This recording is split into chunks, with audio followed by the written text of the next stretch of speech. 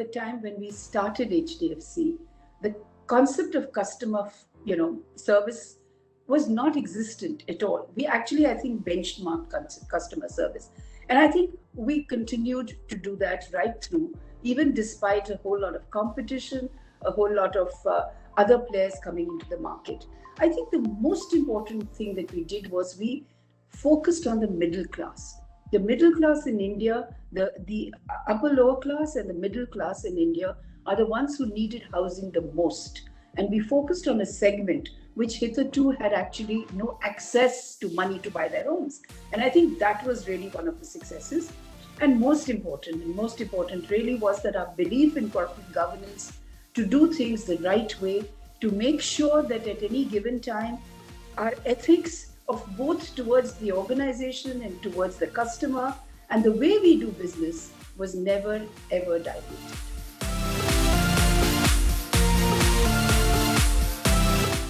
So one of the things I think when in the beginning, in particularly when we were a monopoly and there was nobody else in the market which was giving housing loans, our attitude toward the customer always was that we need the customer more than the customer needs us. That was one. The other thing was to guide the customer towards what was right for him. It was very easy for us to, allow a customer to overborrow and not be able to pay back a loan later and thereby lose his home. So we also worked as a counselor, worked with individuals as to how much they should be able to pay and to that extent only take loans. And I think that went a long way. It was never based on the fact that we have a mortgage of the house and we'll be able to get our money back no matter. That was not the idea. The idea was to make sure that the person, a borrower, takes only that amount that he can pay us back every month and does not have to worry about ever losing his home. I think that was a huge differentiating factor because it was not just giving money, because it is not like giving money to go buy a car or to go, a house is a dream that a person thinks of. People are very nervous when they come to you. They are not sure whether they're doing the right thing. They're not sure whether the property is all right. So we did a lot of counseling and a lot of holding hands of customers when they were buying properties to ensure that the title was right, that the builder they were working with had nothing wrong about them. There was nothing negative about the builder. So all these things were value-add services that happened through the process of getting a loan. And I think that really was the differentiating factor. The other thing I think was we had very robust appraisal systems. So at that point in time, and people will be surprised that what is she talking about today? We would say we'll give you a sanction in 2 to 3 weeks. People used to be shocked because in some of the other 1 or 2 institutions that did do this funding, they used to take months. Of course, today, the next new generation will be shocked at what I'm saying, that we do it in 2 weeks. Today, we can do it in a few hours, right? You can actually go on the site and do it yourself. So that is how time evolved. But with everything that we were doing over the years, we were making sure that we were able to provide the best in customer service, the best in customer advice at any given point in time.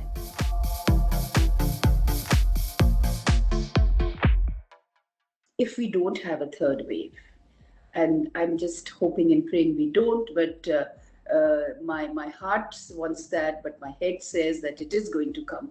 But nevertheless, I think housing is one product that you need, no matter in good times or in bad times. In bad times, you postpone a decision.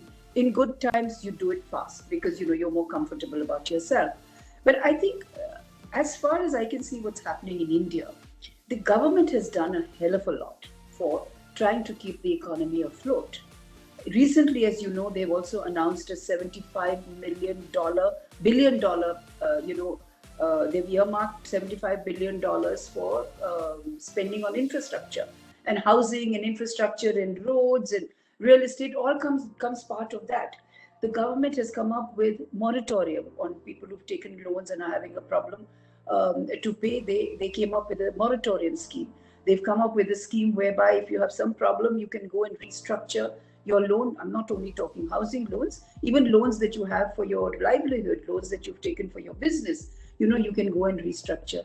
The government has made sure there's enough and ample liquidity in the market. So if the banks want to lend and you have credit, you're credit worthy and you're able to raise money, you're able to get money. So I think a lot has been done. It is just very unfortunate that the pandemic actually stops everything, and the lockdowns really hurt a section of society which is very vulnerable. But I think going forward, as far as housing is concerned, people will stall for a minute, but thereafter come back more with a bang. And we are seeing that. If you see today, many of us are working from home, right? And we are double income families. A lot of us in urban areas are now spouses, both spouses are working. Children are studying from home. So the noise factor is so much when you have a smaller home. A lot of people are now looking for larger homes. People who have homes are looking for that little extra one room or little extra space where they can have.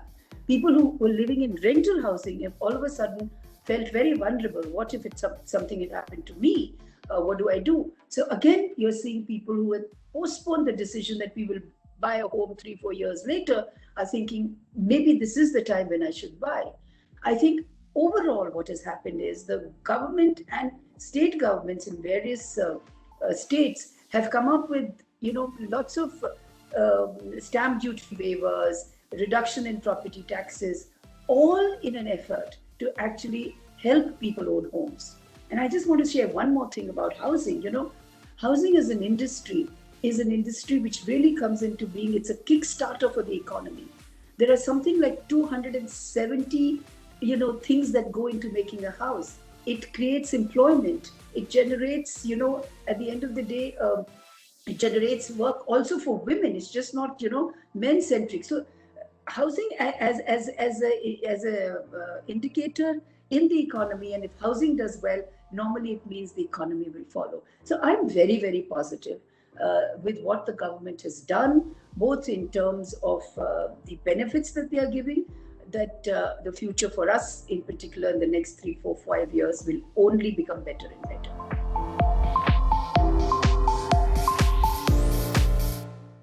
We were the first, until some time back, the only entity where you can get a housing loan right from the beginning to the end, digitally.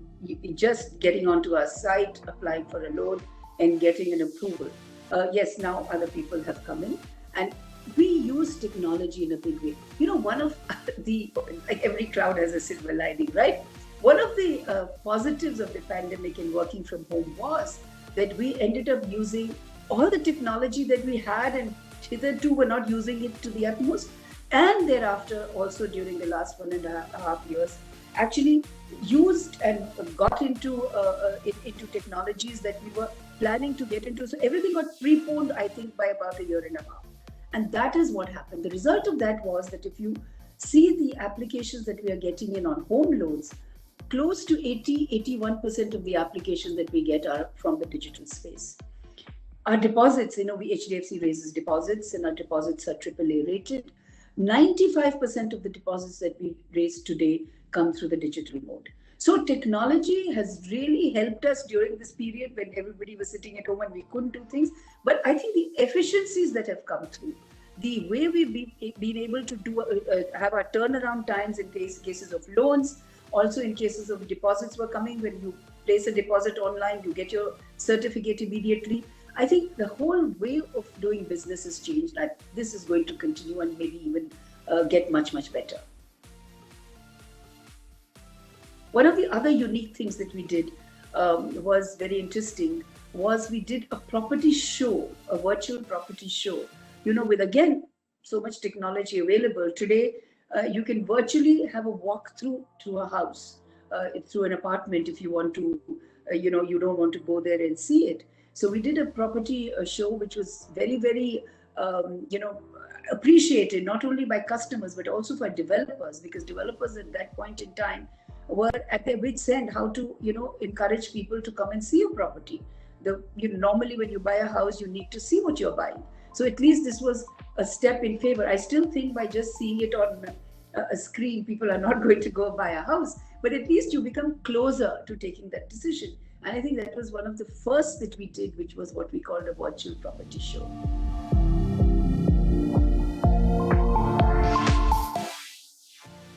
Okay, first of all, let me tell you, I'm an absolute, absolute optimist as far as my country, India, is concerned. Okay, so we'll have our ups and downs, but I think we are going to be the next, you know, decade is going to be our decade.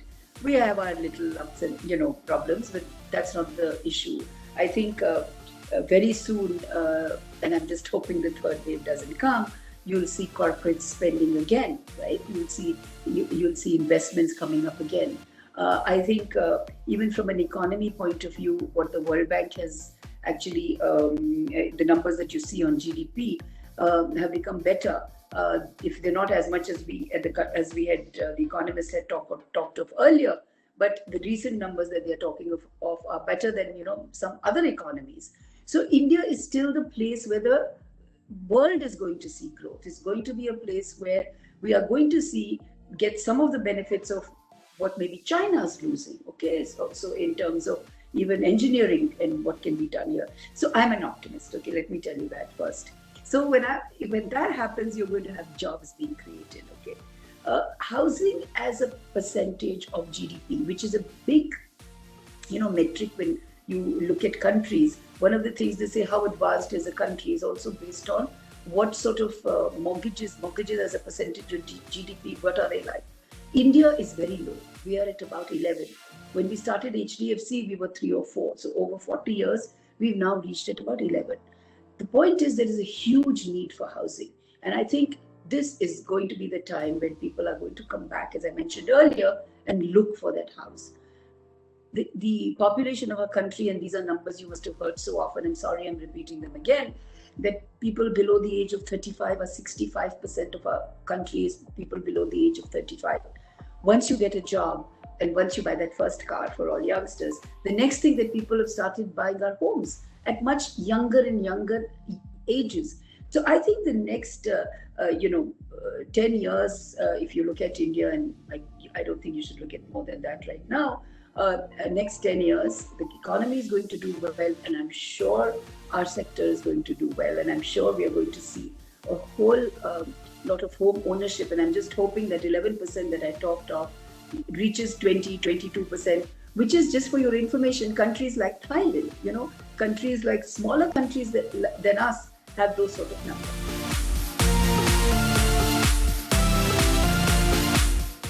Since ESG has also become important, and it's we need it as citizens of the world and citizens of India. So, but what we can do in our own little way is to see how we can actually even influence some of our stakeholders, some of the people that we work with. For example, we give loans to builders for building homes. We are trying to see how we can influence them to follow some of the environment-friendly, requirements that are there.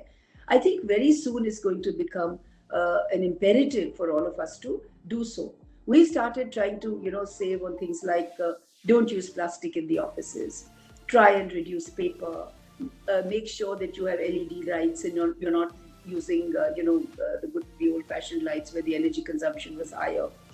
And most important, I think what we managed to do, and I'm personally very proud of, how we actually track the use of our electronic waste and what are we doing with that. So it's a journey. I'll be honest with you. We have a long way to go, but all I can tell you is that we've started in real earnest. All the things that we could do, like tree plantation, in some ways still small, needs to become much bigger.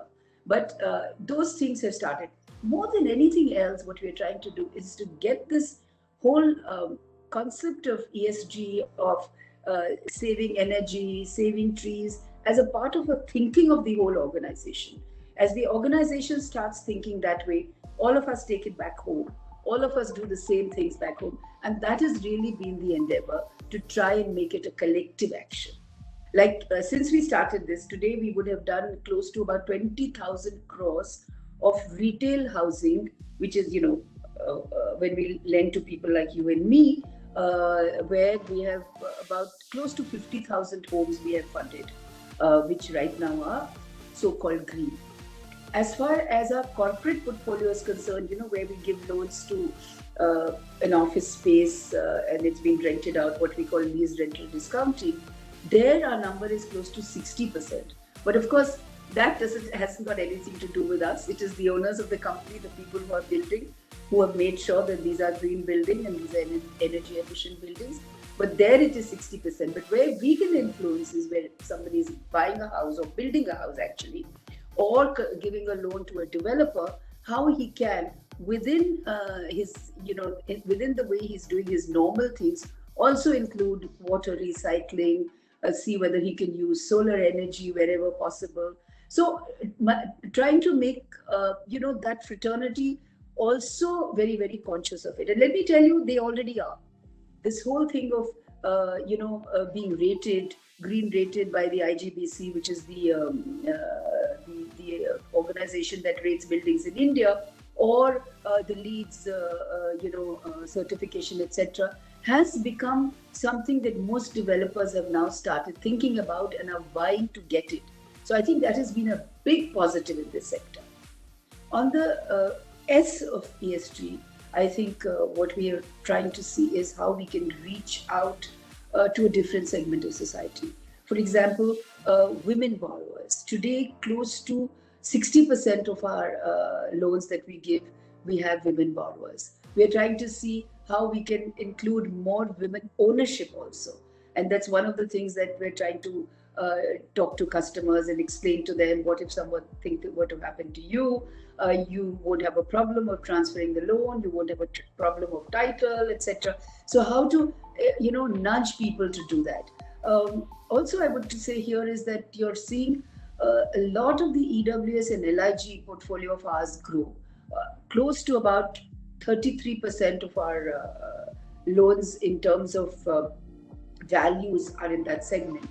We are also seeing the government's credit linked subsidy scheme, and that's the one that I wanted to talk about, because now it's very well known, but it took a very long time for people to understand that it's a wonderful scheme where the government is actually subsidizing interest rates for a certain category of people. So they have 3 schemes that are there, and depending on what income levels you fall in, you actually are getting a benefit on the interest that you pay up to a certain extent. And I think that has done wonders for the middle income people who have now decided, who were again one of the reasons why people have opted to buy the house, because this subsidy is available. We have in HDFC done about 2.4 lakh loans which are based on under the scheme. We've disbursed something like 40,000 crores there. But all I'm trying to say is this whole thing on the social piece of women involvement, of making sure that every segment of society is served, I think has been done so beautifully now, along with the help and the nudge that we're getting from the government. I think it is going to go a long way in poverty alleviation, less, social unrest. Housing is one thing that actually a lot of studies have shown that if a person owns a house in a particular area, he's far more careful about that area. He's far more, possessive about the area, and make sure that things in the area, in particular unrest, etc., doesn't happen. These are particularly for people who create that unrest. So I think all these things are going to change, and we're already seeing that happen in many of our cities.